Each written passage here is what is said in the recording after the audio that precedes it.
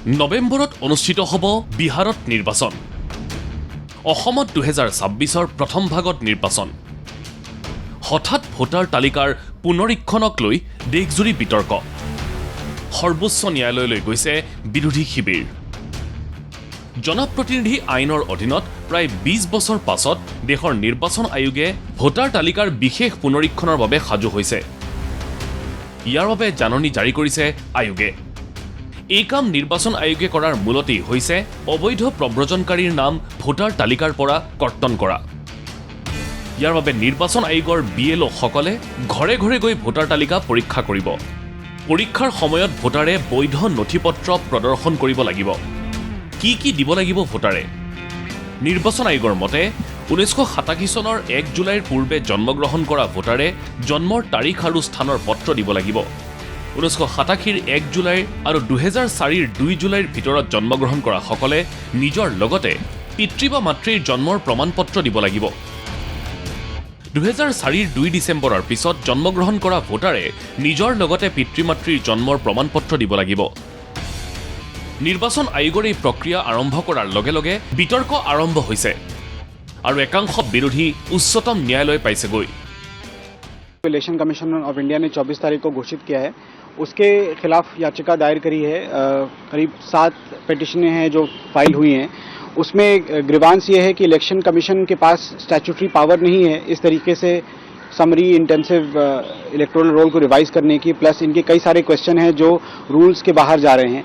Plus अगर ये बात भी उठी थी कोर्ट में मेंशनिंग के दौरान कि अगर आपने पिछले किसी भी इलेक्शन में वोट किया है और तो फिर आपको इस तरीके से शक की निगाहों से नहीं देखा जाना चाहिए। और ये एप्रीहेंशन कोर्ट में जाहिर किया गया कि लाखों लोग जो हैं वो इस एक्सरसाइज में छूट सकते हैं, क्योंकि इतनी तेजी से ये एक्सरसाइज कर रहे हैं कि लोगों को वक्त भी नहीं है कि वो सही कागज अपने दिखा सकें। বিৰোধী ৰাজনৈতিক দলসমূহৰ অভিযোগ, লাখ লাখ ভোটাৰৰ নাম ভোটাৰ তালিকাৰ পৰা কৰ্তন কৰাৰ এয়া এক প্ৰক্ৰিয়া। आबाद में हो उनके लिए बड़ी दिक्कत पेश आएगी और अगर नाम उनका नहीं आएगा तो फिर उनको वोट डालने का इख्तियार नहीं मिलेगा। और फिर ये जो एक्सरसाइज को इलेक्शन कमीशन खुद अपने उसमें नोटिफिकेशन में कह रहा है कि ERO और ERO सिटीजनशिप एक्ट 1955 में कॉम्पिटेंट अथॉरिटी को बोल सकता है।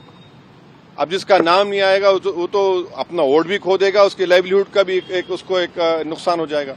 तो ये सब बातें हमने उनके सामने रखी। बहुत देर तक हमारी मीटिंग हुई। उन्होंने अपनी बात को कहा, उन्होंने भी बताया हमको। अब ये हमारी आज की मीटिंग की ये वो माने मोटा অসম কংগ্ৰেছৰ সভাপতি গৌৰৱ গগৈয়ে স্পষ্টকৈ কৈছে, অসমৰ বহু ভোটাৰৰ কৰ্তন হ'ব ভোটাধিকাৰ। আৰু আজিৰ তাৰিখত আমাৰ সন্মুখত আমাক প্ৰত্যাহ্বান দিবলৈ BJP, RSS লগতে আজি তেওঁলোকে নিৰ্বাচনী আয়োগকো এটা ৰাজনৈতিক অস্ত্ৰৰ দৰে ব্যৱহাৰ কৰিবলৈ আৰম্ভ কৰিছে। ইতিমধ্যে বিহাৰৰ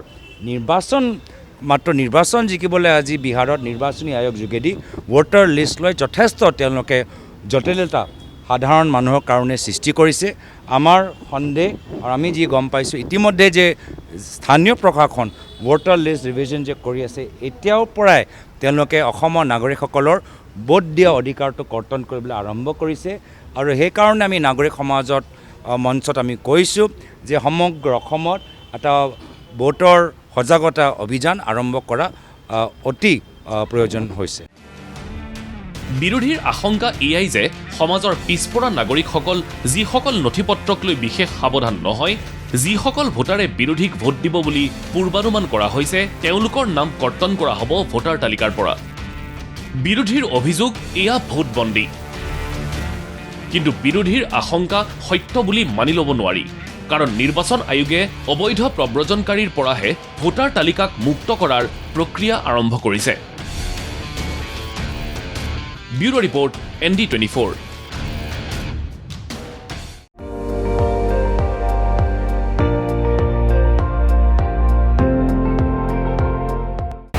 আপুনি চাই আছে ND24, সৰ্বশ্ৰেষ্ঠ নহয় সৰ্বোত্তমৰ দৌৰ।